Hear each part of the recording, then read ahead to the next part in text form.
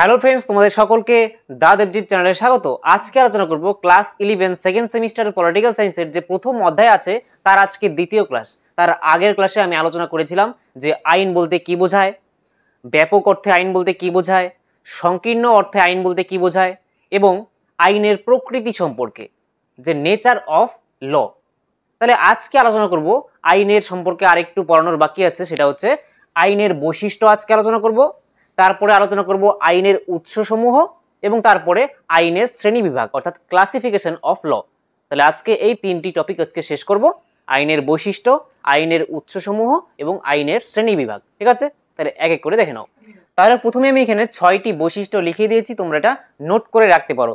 ঠিক আছে, কোশ্চেন আসতে পারে 2 মার্কসের। যে আগে বলে নিই যে এই প্রথম অধ্যায় থেকে তোমাদের 8 মার্কস থাকবে, তার মধ্যে 2 মার্কসের একটা এসএকিউ থাকবে আর একটা 6 মার্কসের একটা ডেসক্রিপটিভ টাইপ একটা কোশ্চেন থাকবে, অর্থাৎ বড় কোশ্চেন একটা 6 নম্বরই আর একটা 2 মার্কসের এসএকিউ থাকবে। ঠিক আছে, আগের ভিডিওতেও আমি বলেছিলাম। তাহলে এই যে 8 নম্বর, এই 8 নম্বরের জন্য তোমাদের প্রথম অধ্যায়টা পড়তে হবে। তাহলে 2 মার্কসের জন্য প্রথম অধ্যায় থেকে কোশ্চেন আসতে পারে যে আইনের বৈশিষ্ট্য লেখো। তাহলে তখন তোমাদের 3টি বৈশিষ্ট্য কিন্তু দিতে হবে। ঠিক আছে, 2 মার্কসের আসলে মিনিমাম 3টি আর ম্যাক্সিমাম 4টি বৈশিষ্ট্য দিলে হয়ে যাবে 2 মার্কসের জন্য, আর বড় 6 নম্বরের আসতে পারে। ঠিক আছে, দেখো তাহলে আমি এখানে 6টি বৈশিষ্ট্য লিখে দিয়েছি, এক এক করে বোঝাচ্ছি। যে আইনের বিধানসমূহ সুনির্দিষ্ট ও সুস্পষ্ট। তাহলে আইন কি? যে আইন হচ্ছে কতগুলি নিয়ম কানুনের সমষ্টি যা আমরা মেনে চলি, তাই তো? এই আইন কেন প্রণীত হয়? যাতে একটা সমাজের মধ্যে মানুষেরা সুষ্ঠুভাবে সুন্দরভাবে জীবনযাপন করতে পারে। ঠিক আছে, আর এই আইন কিন্তু সুনির্দিষ্ট ও সুস্পষ্ট, কারণ সেটা লিখিত আকারে থাকে। যেমন ভারতের যে সংবিধান আছে, হ্যাঁ, ভারতের সংবিধান, সেই সংবিধানের মধ্যে রাষ্ট্র কিভাবে পরিচালিত হবে তার সম্পর্কে অনেক আইন আছে। প্রধানমন্ত্রীর কাজ কি হবে, রাষ্ট্রপতির কাজ কি হবে, সমস্ত কিছু ভারতের সংবিধানে লেখা আছে। সেগুলি কি? সেগুলি হচ্ছে আইন। তাহলে সেই যে আইনগুলি সেটা সুস্পষ্ট এবং সুনির্দিষ্ট, তাহলে সেটা হচ্ছে একটা বৈশিষ্ট্য আইনের। 2 নম্বর হচ্ছে যে আইন কেবলমাত্র মানুষের বাহ্যিক আচার আচরণকেই নিয়ন্ত্রণ করে থাকে। তাহলে আইন কিন্তু মানুষের অভ্যন্তরে, ঠিক আছে, তুমি মনে মনে কি বলছো বা মনে মনে তুমি কি করতে চাইছো তা কিন্তু আইন কি করতে পারে না, যে নিয়ন্ত্রণ করতে পারে না। আইন আমাদের বাহ্যিক, ঠিক আছে, বাহ্যিক আচার আচরণকে নিয়ন্ত্রণ করতে পারে। তাহলে আইনে ধরো বলা আছে যে পাবলিক প্লেসের মধ্যে কোনো ধর্মীয় উস্কানিমূলক কথাবার্তা বলা যাবে না, স্পিচ দেওয়া যাবে না। কিন্তু তুমি মনের মধ্যে তো ধর্মীয় উস্কানিমূলক আর কি কথাবার্তা নিজে তো ভাবতে পারো। অর্থাৎ আমাদের অভ্যন্তরে তো আইন ঢুকে দেখবে না যে আমরা কি বলতে যাচ্ছি। তাহলে আমাদের শুধু বাহ্যিক আচার আচরণকে নিয়ন্ত্রণ করে থাকে এই আইন। ঠিক আছে, এটা হচ্ছে দ্বিতীয় বৈশিষ্ট্য। তৃতীয় হচ্ছে আইন হলো সর্বজনীন, অর্থাৎ সবার জন্য আইন সমান। ঠিক আছে, আইন হলো সর্বজনীন। জাতি, ধর্ম, বর্ণ, লিঙ্গ, ধনী, নির্ধন নির্বিশেষে আইন সকলের ওপর সমানভাবে প্রযুক্ত হয়। তাহলে আইন আর কি জাতি, ধর্ম, বর্ণ দেখে না, সবার জন্যই এই আইন, অর্থাৎ সর্বজনীন হলো এই আইন। ঠিক আছে, তারপরের বৈশিষ্ট্য হচ্ছে যে আইনের স্থান প্রথা রীতিনীতির ঊর্ধ্বে। ঠিক আছে, যে প্রথা আছে, বর্তমানে যে চলিত প্রথা আছে, তারপরে যে রীতিনীতি, তার ঊর্ধ্বে স্থান হচ্ছে আইন। ঠিক আছে, কারণ আইন সার্বভৌম শক্তির দ্বারা সমর্থিত। তাহলে আইন কিন্তু রীতিনীতি, প্রথা তার ঊর্ধ্বে, কারণ আইনটা কি? আইনটা হচ্ছে সার্বভৌম শক্তির দ্বারা সমর্থিত। এখানে সার্বভৌম মানে হচ্ছে আমাদের যে দেশটা সেটা হচ্ছে একটা সার্বভৌম প্রতিষ্ঠান, অর্থাৎ আমাদের দেশটা বাহ্যিক এবং অভ্যন্তরীণ নিয়ন্ত্রণ থেকে মুক্ত। তাহলে সার্বভৌম কথার অর্থই হচ্ছে যে সর্বশক্তিমান যিনি আর কি, বা যেই প্রতিষ্ঠান বা কোনো ব্যক্তি।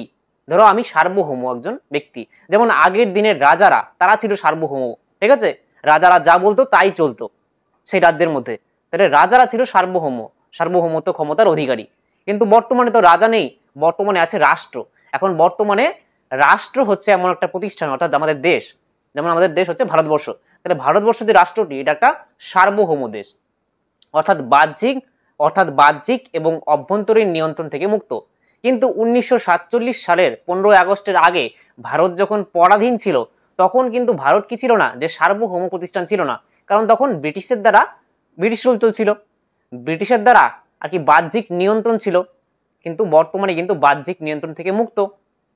তাহলে এটাই বলছে যে কারণ আইন সার্বভৌম শক্তির দ্বারা সমর্থিত। ঠিক আছে, আমাদের দেশ, আমাদের রাষ্ট্র, এই রাষ্ট্রের দ্বারা আইন কিন্তু সমর্থিত তার জন্য সেটা প্রথা রীতিনীতির ঊর্ধ্বে। তারপরে 5 নম্বর যে বৈশিষ্ট্য সেটা দেখো, যে আইন হলো কতকগুলি বিধিবদ্ধ নিয়ম যা সকলকেই মেনে চলতে হয়। তো এটা একদম ইজি, তোমরা বুঝে গেছো যে আইন কতগুলি বিধিবদ্ধ নিয়ম যা সকলকেই মেনে চলতে হয়। তারপরে লাস্ট যে বৈশিষ্ট্য সেটা হচ্ছে যে আইন হলো গতিশীল বিষয়। আইন কিন্তু স্থিতিশীল বিষয় নয়, ঠিক আছে? আইন একটা গতিশীল বিষয়।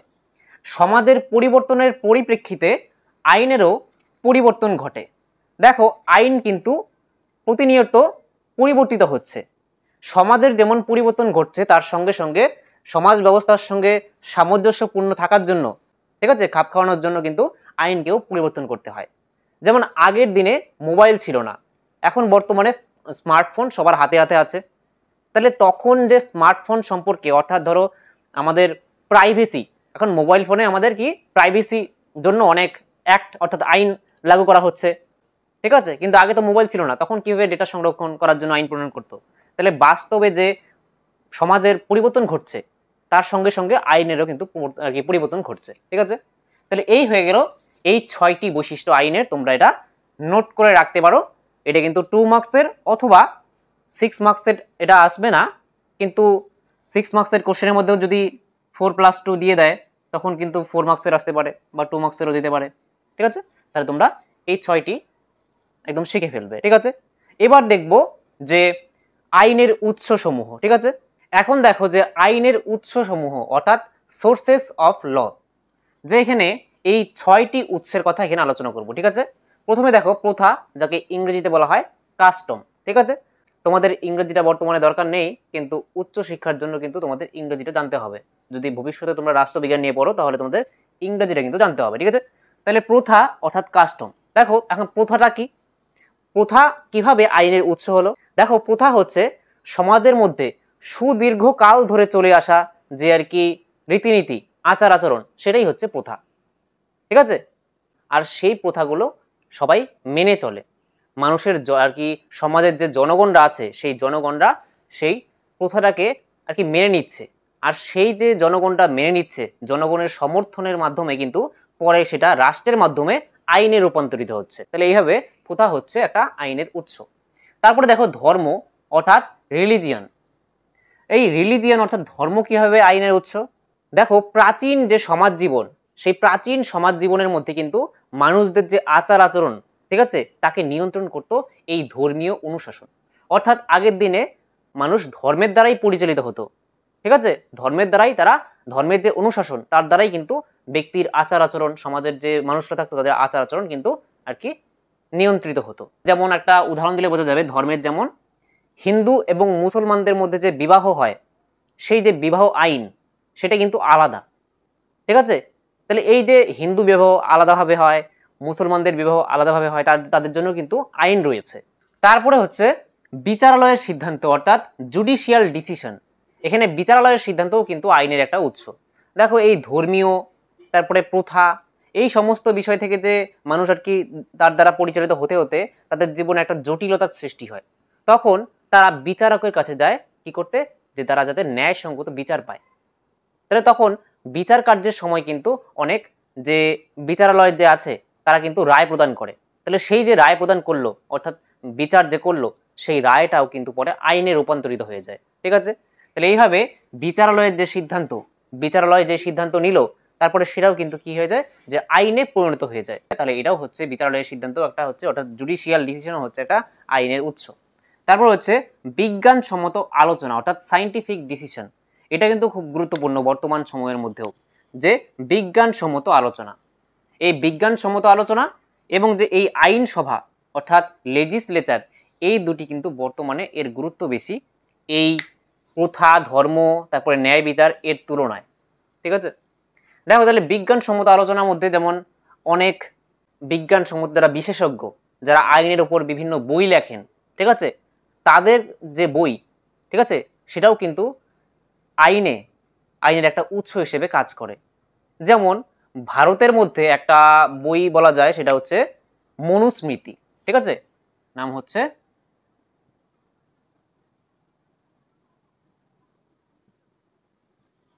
মনুস্মৃতি।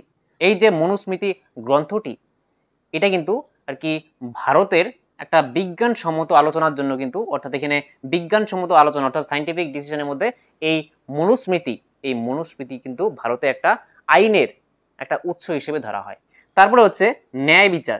এখানে ন্যায় বিচার বলতে কোনো একজন বিচারক আদালতে কি করলো, যে আইন অনুযায়ী ব্যাখ্যা দিল না কোনো একটা বিচার কার্যের সময়, নিজের যে ন্যায়বোধ, ঠিক আছে, বিচারের সময় নিজের যে ন্যায়বোধ তার উপর ভিত্তি করে একটা সিদ্ধান্ত নিলেন বা রায় দিলেন, তারপরে সেটা আইনে রূপান্তরিত হয়ে গেল, তাহলে সেটা হচ্ছে ন্যায় বিচার। তাহলে সেটা হচ্ছে একটা আইনের উৎস, ন্যায় বিচার। তারপরে হচ্ছে আইনসভা অর্থাৎ লেজিসলেচার। তাহলে বর্তমানে কিন্তু আইনসভাতে যেসব আর কি আইন পাস হয় সেটা কি হয়, যে আইনের উৎস হিসেবে কাজ করে। অর্থাৎ বর্তমানে কিন্তু বর্তমান রাষ্ট্রের মধ্যে এই আইনসভা অর্থাৎ লেজিসলেচার কিন্তু খুব সবচেয়ে গুরুত্বপূর্ণ আইনের উৎস, অর্থাৎ এখান থেকেই তো আইন তৈরি হয়, তাই তো, সোর্স, আইনের সোর্স এটা। যে আমাদের যে আইনসভা আছে তার নাম কি, কেন্দ্রীয় আইনসভার নাম পার্লামেন্ট, আর যে প্রত্যেকটা রাজ্যের মধ্যে আছে যেমন বিধানসভা। তাহলে সেই আইনসভাতে কি হয়, যে আইন তৈরি হয়। যে আমাদের বলে দিচ্ছি যে কেন্দ্রীয় আইনসভার নাম কি, পার্লামেন্ট, ঠিক আছে, পি ফর পার্লামেন্ট। এই পার্লামেন্টের দুটি কক্ষ আছে, একটা হচ্ছে লোকসভা, একটা হচ্ছে রাজ্যসভা, ঠিক আছে। তোমরা ক্লাস 11-এ পড়ছো, তোমাদের একটু জানা দরকার যে ভারতের আইনসভাতে দুটি কক্ষ, একটা হচ্ছে লোকসভা, একটা হচ্ছে রাজ্যসভা, ঠিক আছে। তাহলে এখন আইন কিভাবে পাস হয় ভারতের আইনসভাতে একটু বলে দিচ্ছি, ঠিক আছে। এখানে আইনসভাতে আইন কিভাবে পাস হয় তোমাদের জানার কোনো দরকার নেই, তাও এখানে আছে যখন আইনসভা সম্পর্কে, যে আইনসভা হচ্ছে আইনের উৎস, তাহলে একটু বলে দিচ্ছি যে কিভাবে আইন তৈরি হয় পার্লামেন্টে। দেখো, পার্লামেন্ট আছে আর পার্লামেন্টে আইন তৈরি হয়, তার দুটি কক্ষ, একটা লোকসভা, একটা রাজ্যসভা। এই লোকসভাতে বর্তমানে 543 জন লোক আছে, আর রাজ্যসভাতে 245 জন। এই যে সদস্যরা, লোকসভাতে 543 জন আছেন এবং রাজ্যসভাতে 245 জন আছেন, এই সদস্যরাই কিন্তু আইন তৈরি করে, বুঝা গেল। আমরা আইন তৈরি করি না, ভারতের সাধারণ জনগণ আইন তৈরি করে না, কিন্তু ভারতের সাধারণ জনগণ কি করে, যে কোনো আইন যদি তারা প্রস্তুত করে তখন আমরা সেটাকে সমর্থন করতে পারি আর বিরোধও করতে পারি, তাই তো। তাহলে এটা আমাদের অধিকার আছে যে কোনো আইন যদি পার্লামেন্ট দ্বারা প্রণীত হয় সেটা আমরা বিরোধ করতে পারি অথবা সমর্থন করতে পারি। তাহলে এই 543 জনকে বলা হয় হচ্ছে, এদেরকে বলা হয় হচ্ছে রাজ্যসভা, এবং লোকসভার সদস্যদের বলা হয় হচ্ছে এমপি অর্থাৎ মেম্বার অফ পার্লামেন্ট। তাহলে ধরো একটা বিল, কোনো একজন 543 জনের মধ্যে একজন মন্ত্রী কি করলো, যে একটা বিল উত্থাপন করলো পার্লামেন্টে, বলছি আর কি আইন কিভাবে তৈরি হয়। তাহলে পার্লামেন্টের মধ্যে এই 543 জনের মধ্যে একজন একটা বিল উত্থাপন করলো, তারপরে বিলটার পরে এই 543 জনের মধ্যে ভোট হলো যে এই বিলটাকে কি পাস করা হবে, এই বিলের মধ্যে যে আইন আনা হয়েছে সেগুলি কি মান্য করা হবে। তাহলে যদি এই বিলটা পাস হয়ে যায় এই লোকসভাতে, তখন এই বিলটা যাবে রাজ্যসভাতে। এখন এই 245 জন ঠিক করবে যে এই বিলটা যে লোকসভায় পাস হয়ে রাজ্যসভায় আসলো, তারা এখন এই বিলটাকে দেখবে যে এখানে কি কি লেখা আছে আইনের মধ্যে, বিলটার মধ্যে। তারপরে সেটা যদি এই রাজ্যসভাও পাস করে দেয়, তারপরে সেটা যাবে হচ্ছে রাষ্ট্রপতির কাছে, ঠিক আছে। তখন সেই বিলটা যাবে কার কাছে, রাষ্ট্রপতির কাছে। তারপরে রাষ্ট্রপতি সেই বিলটাতে সিগনেচার করলেই সেটা আইনে রূপান্তরিত হয়ে গেল, বোঝা গেল। তাহলে আইন কিভাবে তৈরি হয় ভারতে একটু বলে দিলাম। আমাদের কেন্দ্রীয় আইনসভার নাম পার্লামেন্ট, পার্লামেন্টের দুটি কক্ষ, লোকসভা, রাজ্যসভা। লোকসভাতে বা রাজ্যসভাতে যে কোনো কক্ষে কেউ একটা বিল উত্থাপন করলো, এই কক্ষে যদি কেউ বিল উত্থাপন করে তাহলে এই কক্ষে প্রথমে পাস হবে বিলটা, তারপরে এই কক্ষে আসবে, তারপরে এই কক্ষে যদি পাস হয়ে যায় তখন রাষ্ট্রপতির কাছে যাবে, রাষ্ট্রপতি একটা সিগনেচার করবে সেই বিলে, আর আইনে পরিণত হয়ে গেল। তাহলে এটা শুধু দেখলে যে আইনের উৎসসমূহ, বোঝা গেল। এখন দেখব আইনের শ্রেণী বিভাজন, অর্থাৎ এই আইনকে কয় ভাগে ভাগ করা যায় এবং সেগুলি কি কি। এখন দেখো যে আইনের শ্রেণী বিভাজন অর্থাৎ ক্লাসিফিকেশন অফ ল, যে এই আইনকে কয় ভাগে ভাগ করা যায়। তাহলে যদি কোশ্চেন আসে যে আইনকে কয় ভাগে ভাগ করা যায়, তাহলে প্রথমে উত্তর কি হবে, যে আইনকে 2 ভাগে ভাগ করা যায়। আর সেই 2 ভাগ কি কি, একটা হচ্ছে জাতীয় আইন আর একটা হচ্ছে আন্তর্জাতিক আইন। শুধু যদি কোশ্চেন আসে আইনকে কয় ভাগে ভাগ করা যায়, তাহলে কিন্তু এই দুটি লিখবে, জাতীয় আইন এবং আন্তর্জাতিক আইন। তারপরে যদি কোশ্চেন আসে যে জাতীয় আইনকে কয় ভাগে ভাগ করা যায়, তাহলে উত্তর হবে 2 ভাগে, একটা হচ্ছে সরকারি আইন আর একটা হচ্ছে বেসরকারি আইন। আর যদি কোশ্চেন আসে যে আন্তর্জাতিক আইনকে কয় ভাগে ভাগ করা যায়, 2 ভাগে ভাগ করা যায়, কি কি, একটা সরকারি আন্তর্জাতিক আইন আর একটা বেসরকারি আন্তর্জাতিক আইন, বোঝা গেল। এবার যদি কোশ্চেন আসে যে সরকারি আইনকে কয় ভাগে ভাগ করা যায়, তাহলে সরকারি আইনকে 3 ভাগে ভাগ করা যায়। সাংবিধানিক আইন, প্রশাসনিক আইন এবং ফৌজদারি আইন। ঠিক আছে। আর যদি কোশ্চেন আসে যে সাংবিধানিক আইনকে কয় ভাগে ভাগ করা যায়, তাহলে উত্তর হবে 2 ভাগে ভাগ করা যায়, একটা লিখিত সাংবিধানিক আইন, একটা অলিখিত সাংবিধানিক আইন।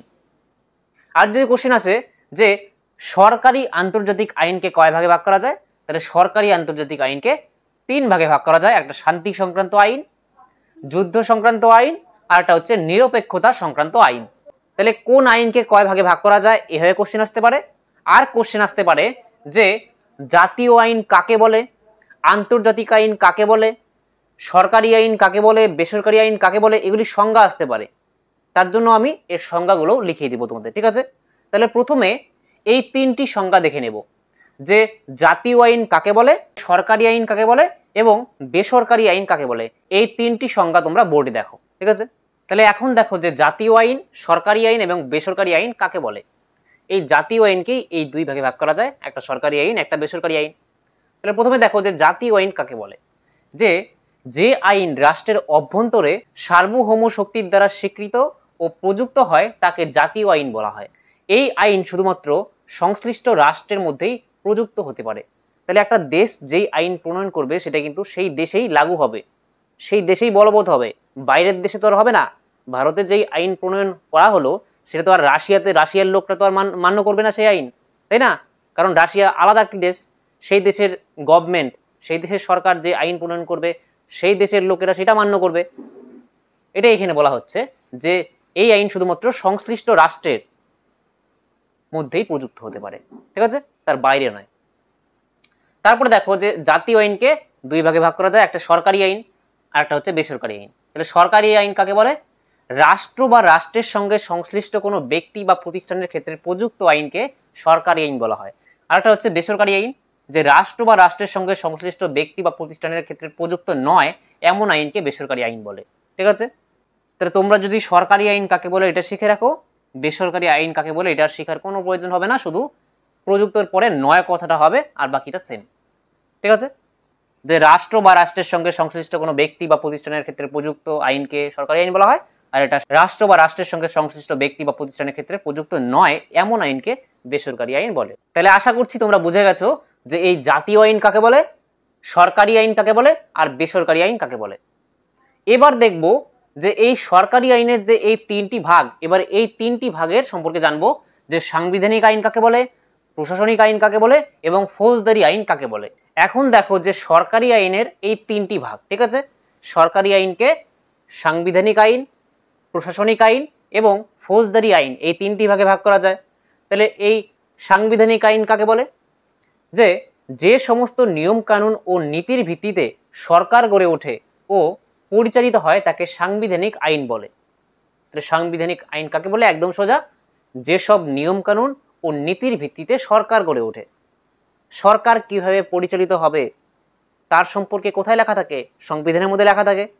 যে ভারতের যে সংবিধান আছে, যেটা ডক্টর বি.আর. আম্বেদকর আর কি তৈরি করেছিল, খরসা কমিটি তিনি সভাপতি ছিলেন, তাহলে সেটা রচনা করা হয়েছিল কিসের জন্য? যে আমাদের দেশ কিভাবে পরিচালিত হবে, তাই তো? তাহলে এটাই যে সমস্ত নিয়ম কানুন ও নীতির ভিত্তিতে সরকার গড়ে ওঠে ও পরিচালিত হয় তাকেই সাংবিধানিক আইন বলে। ঠিক আছে। সংবিধানের মধ্যে যে আইনগুলি দেওয়া আছে না, সেগুলোই হচ্ছে সাংবিধানিক আইন। তারপরে হচ্ছে প্রশাসনিক আইন।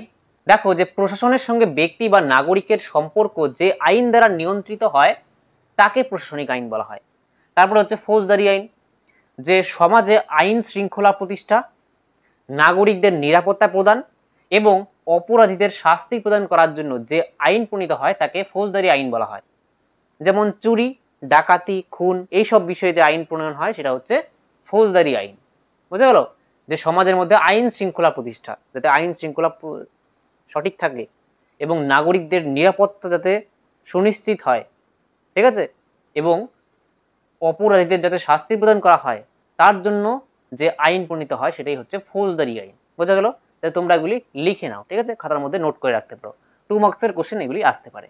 তাহলে বুঝতে পেরেছো যে সাংবিধানিক আইন কি, প্রশাসনিক আইন কি আর ফৌজদারি আইন কি। এবার দেখব যে এই দুটি সম্পর্কে শুধু একটু জেনে রাখো যে লিখিত সাংবিধানিক আইন কোনটি, যেই আর কি রাষ্ট্র পরিচালনা করার জন্য যেই সব আইনগুলি একটা দলিলে লিপিবদ্ধ করা হয়েছে সেটা হচ্ছে লিখিত সাংবিধানিক আইন। যেমন ভারতের সংবিধান, আমেরিকা যুক্তরাষ্ট্রের সংবিধান, এগুলি যে সংবিধান আছে সেটা হচ্ছে লিখিত সাংবিধানিক আইনের উদাহরণ, অর্থাৎ এটা ভারতের সংবিধানের মধ্যে আগে থেকেই লেখা আছে। আর অলিখিত সাংবিধানিক আইন কোনটি? যে রাষ্ট্র পরিচালনা করার জন্য যে প্রথা, রীতিনীতি, আচার আচরণ, ঠিক আছে, তারপরে বিচারালয়ের রায়, এর উপর ভিত্তি করে যেই সব আর কি আইন গড়ে ওঠে সেটাই হচ্ছে এখানে অলিখিত সাংবিধানিক আইন। যেমন ব্রিটেনের যে সংবিধান সেটা হচ্ছে অলিখিত সংবিধান, তোমরা ক্লাস ফার্স্ট সেমিস্টারে পড়েছিলে, ক্লাস 11-এ, ঠিক আছে, যে লিখিত সংবিধান কাকে বলে, অলিখিত সংবিধান কাকে বলে, সেখানে আমি আলোচনা করেছিলাম যে অলিখিত সংবিধানের উদাহরণ হচ্ছে ব্রিটেনের সংবিধান। ব্রিটেনের সংবিধান কিভাবে গড়ে উঠেছে?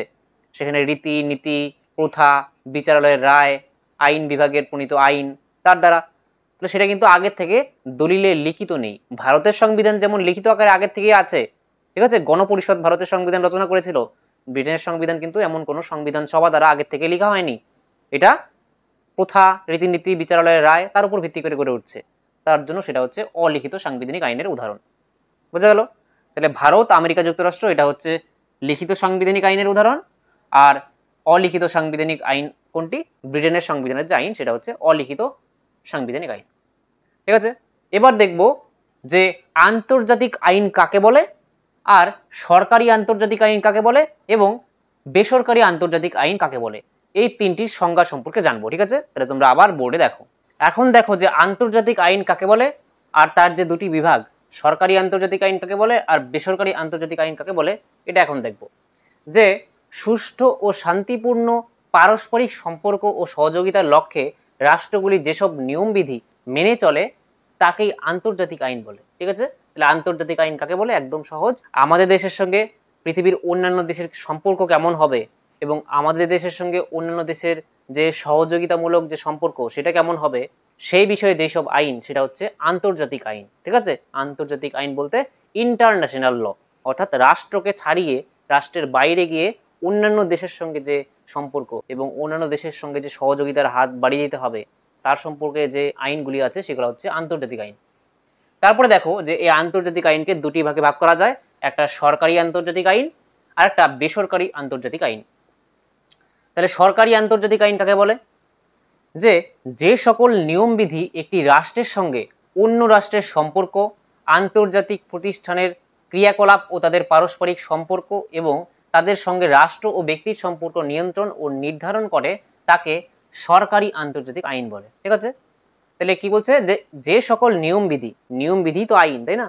তাহলে যে সকল নিয়মবিধি একটি রাষ্ট্রের সঙ্গে, একটা রাষ্ট্রের সঙ্গে অন্য রাষ্ট্রের সম্পর্ক বা আন্তর্জাতিক প্রতিষ্ঠানের ক্রিয়াকলাপ, আন্তর্জাতিক প্রতিষ্ঠান যে আছে যেমন ইউনাইটেড নেশনস, ঠিক আছে, তারপরে অন্যান্য যে প্রতিষ্ঠানগুলি আছে তার সঙ্গে যে তার যে ক্রিয়াকলাপ, সেই আন্তর্জাতিক প্রতিষ্ঠানের ক্রিয়াকলাপ ও তাদের পারস্পরিক যে সম্পর্ক, একটা দেশের সঙ্গে অন্য একটা দেশের সম্পর্ক বা একটা দেশের সঙ্গে অন্য একটা আন্তর্জাতিক যে প্রতিষ্ঠান তার যে সম্পর্ক, ঠিক আছে, তাদের পারস্পরিক সম্পর্ক এবং তাদের সঙ্গে রাষ্ট্র ও ব্যক্তির সম্পর্ক, ঠিক আছে, শুধুমাত্র প্রতিষ্ঠান না, রাষ্ট্রের সঙ্গে ব্যক্তিরও যে সম্পর্কটা সেটা যে নিয়ন্ত্রণ ও নির্ধারণ করে সেটি হচ্ছে সরকারি আন্তর্জাতিক আইন। এখানে সরকারি আন্তর্জাতিক আইনের উদাহরণ হচ্ছে যেমন যে আমাদের দেশে এমন কোনো বন্দী আছেন তাকে অন্য দেশে পাঠানো হবে, বা কোনো একটা দেশকে স্বীকৃতি দান করা যে তুমি একটি দেশ। দেখো পৃথিবীতে অনেক দেশ আছে কিন্তু সব দেশকে কিন্তু সব দেশ মান্য করেনি। ঠিক আছে, একটা দেশ হতে গেলে তাকে কিন্তু আন্তর্জাতিক স্বীকৃতি পেতে হয়। যেমন ইসরায়েল একটি দেশ, সেই ইসরায়েল যে দেশ আছে বর্তমানে, এই দেশটিকে কিন্তু অনেকে মানে না যে ইসরায়েল নামে কোনো দেশ আছে। ঠিক আছে, তাহলে এরকম স্বীকৃতি দান করা এটা হচ্ছে সরকারি আন্তর্জাতিক আইনের মধ্যে পড়ে। তারপরে হচ্ছে বেসরকারি আন্তর্জাতিক আইন কাকে বলে? যে কোনো ব্যক্তির অধিকার বা স্বার্থকে কেন্দ্র করে দুই বা ততোধিক রাষ্ট্রের মধ্যে বিরোধ বাঁধলে তার নিষ্পত্তির জন্য যেসব আইন রয়েছে সেগুলি বেসরকারি আন্তর্জাতিক আইন বলে। ঠিক আছে, সেগুলি কি বলে? যে বেসরকারি আন্তর্জাতিক আইন। যে কোনো ব্যক্তির অধিকার বা স্বার্থকে কেন্দ্র করে যখন দুটো রাষ্ট্র বা ততোধিক রাষ্ট্র মানে দুইয়ের বেশি রাষ্ট্রের মধ্যে যখন বিরোধ বাঁধে, ঠিক আছে, কোনো একটা ব্যক্তির অধিকার বা স্বার্থকে কেন্দ্র করে যখন দুটি রাষ্ট্র বা দুইয়ের বেশি রাষ্ট্র তাদের মধ্যে যখন বিরোধ বাঁধে তখন সেই বিরোধের নিষ্পত্তির জন্য, সেই বিরোধ মীমাংসার জন্য যেসব আইন রয়েছে সেগুলিকে কি বলা হয়? যে বেসরকারি আন্তর্জাতিক আইন বলা হয়। ঠিক আছে, তাহলে তোমরা এগুলি নোট করে রাখতে পারো 2 মার্কসের কোশ্চেনের জন্য। আর এখানে বড় কোশ্চেনও আসতে পারে 6 মার্কসের। কিভাবে? যে এমন দিয়ে দিল যে আইন কাকে বলে বা আইনের সংজ্ঞা দাও এবং আইনের প্রকারভেদগুলি আলোচনা করো। তাহলে যেহেতু যদি 6 নম্বরে আসে আইনের প্রকারভেদ আলোচনা করো, তাহলে কিন্তু শুধুমাত্র সেই দুটি দিলে হবে না যে আইনকে দুটি ভাগে ভাগ করা যায়, একটা জাতীয় আইন একটা আন্তর্জাতিক আইন, দুটির সংজ্ঞা দিয়ে দিলে হবে না। তারপরে শ্রেণী বিভাগে যে আন্তর্জাতিক আইনেরও যে দুটি বিভাগ আছে এই দুটি আলোচনা করতে হবে। তারপরে জাতীয় আইনেরও যে বিভাগ আছে সেগুলিও আলোচনা করতে হবে। ঠিক আছে, সেই পয়েন্ট পয়েন্ট করে দিয়ে তাদের সংজ্ঞাগুলি লিখতে হবে সাজিয়ে। ঠিক আছে, তাহলে 6 মার্কসের আসলে এভাবে লিখবে। আর 2 মার্কসের আসলে তো একটা সিঙ্গেল আসবে যে আন্তর্জাতিক আইন কাকে বলে বা সরকারি আন্তর্জাতিক আইন কাকে বলে, সেটা তোমরা শিখে নেবে। ঠিক আছে, রেডি করে রাখবে। তাহলে আশা করছি তোমরা বুঝতে পেরেছো যে আন্তর্জাতিক আইন কাকে বলে, সরকারি আন্তর্জাতিক আইন কাকে বলে এবং বেসরকারি আন্তর্জাতিক আইন কাকে বলে। আর এই সরকারি আন্তর্জাতিক আইনের এই তিনটি ভাগ: শান্তি সংক্রান্ত আইন, যুদ্ধ সংক্রান্ত আইন আর নিরপেক্ষতা সংক্রান্ত আইন। এই তিনটি সংজ্ঞা দরকার নেই, তোমরা যেগুলি আমি সংজ্ঞা লিখে দিলাম তোমরা এগুলি ভালো মতো প্র্যাকটিস করো। ঠিক আছে, তোমরা এই যে আইনের শ্রেণী বিভাজন এটার একটা স্ক্রিনশট নিয়ে রাখো। ঠিক আছে, তোমরা খাতার মধ্যে এটা লিখে রেখে তোমরা বারবার দেখবে। ঠিক আছে, সপ্তাহে একদিন করে দেখলেও কিন্তু এটা আর কি মনের মধ্যে গেঁথে যাবে। ঠিক আছে, মনে থাকবে। আর এই যে আইন সম্পর্কে তোমাদের আরেকটা বড় কোশ্চেন আসতে পারে 6 নম্বরে, সেটা কি? যে জাতীয় আইন এবং আন্তর্জাতিক আইনের পার্থক্য লেখো। ঠিক আছে, যেহেতু তোমাদের এই চ্যাপ্টার থেকে 2 মার্কসের একটা কোশ্চেন আসবে আর একটা 6 মার্কসের কোশ্চেন আসবে, তাই 6 মার্কসের জন্য তোমাদের কিন্তু এই পার্থক্যটা ভেরি ভেরি ইম্পর্টেন্ট, যে জাতীয় আইন এবং আন্তর্জাতিক আইনের মধ্যে পার্থক্য লেখো। এটা আসতেই পারে। তাহলে তার পরের ভিডিওতে শুধু এটাই আলোচনা করব যে জাতীয় এবং আন্তর্জাতিক আইনের পার্থক্যটা কি। এবার দেখো, আমি তোমাদের জন্য চালু করেছি একটি পেইড হোয়াটসঅ্যাপ গ্রুপ। আর এই গ্রুপে যারা যারা যুক্ত হবে তাদের জন্য কি কি সুবিধা থাকবে? 2 নম্বর, 4 নম্বর এবং 6 নম্বরের প্রশ্নের পিডিএফ পাবে তোমরা। ঠিক আছে, আমি পিডিএফ তৈরি করে প্রশ্নের উত্তরের এখানে কিন্তু প্রোভাইড করব। তাছাড়া একেবারে টেক্সট বুক ভিত্তিক পরীক্ষার উপযোগী নোট আমি তৈরি করে এই গ্রুপে কিন্তু সেন্ড করব। আর প্রতি মাসের শেষে Google Meet doubt clearing class থাকবে। তোমরা সেখানে আমাকে প্রশ্ন করতে পারবে, তোমাদের ডাউট থাকলে সেটা আমি ক্লিয়ার করে দেবো। ঠিক আছে, যারা যারা পেইড হোয়াটসঅ্যাপ গ্রুপে থাকবে তাদের জন্য এটা। আর প্রতি অধ্যায়ের শেষে ক্লাস টেস্ট নেওয়া হবে। তোমাদের এই সেকেন্ড সেমিস্টারে ক্লাস 11-এ 6টি অধ্যায় আছে, তাহলে প্রত্যেকটি অধ্যায়ের ক্লাস ইউটিউবে করানো শেষ হবে, তারপরে কিন্তু ক্লাস টেস্ট নেওয়া হবে, অর্থাৎ পরীক্ষা নেওয়া হবে প্রত্যেকটি অধ্যায়ের ওপর। এবং যখন 6টি অধ্যায়ই শেষ হয়ে যাবে পড়ানো, তারপরে 6টি অধ্যায়ের ওপরই 40 মার্কসের এক্সাম নেব। ঠিক আছে, তাহলে এই সমস্ত সুবিধা পাবে তোমরা মাত্র 249 টাকায়। ঠিক আছে, অনলি ওয়ান টাইম পেমেন্ট, তোমরা শুধু একবার পেমেন্ট করবে, সম্পূর্ণ সেকেন্ড সেমিস্টার কভার হয়ে যাবে, আর কোনো পেমেন্ট করতে লাগবে না। ঠিক আছে, তাহলে যারা যারা ইচ্ছুক যে তোমরা এই পেইড হোয়াটসঅ্যাপ গ্রুপে যুক্ত হতে চাও, তোমরা এই হোয়াটসঅ্যাপ নম্বরে 9339264299 এই নম্বরে কিন্তু আমাকে হোয়াটসঅ্যাপ করো যে আমি সেকেন্ড সেমিস্টারে পড়ি, আমি পেইড হোয়াটসঅ্যাপ গ্রুপে যুক্ত হতে চাই। ঠিক আছে, নো কল, কোনো এখানে এই নম্বরে ফোন করবে না, শুধুমাত্র হোয়াটসঅ্যাপে আমাকে লিখে জানাবে। ঠিক আছে, তাহলে আজকের জন্য এতটুকুই, দেখা হচ্ছে নেক্সট ক্লাসে, ততক্ষণের জন্য বাই।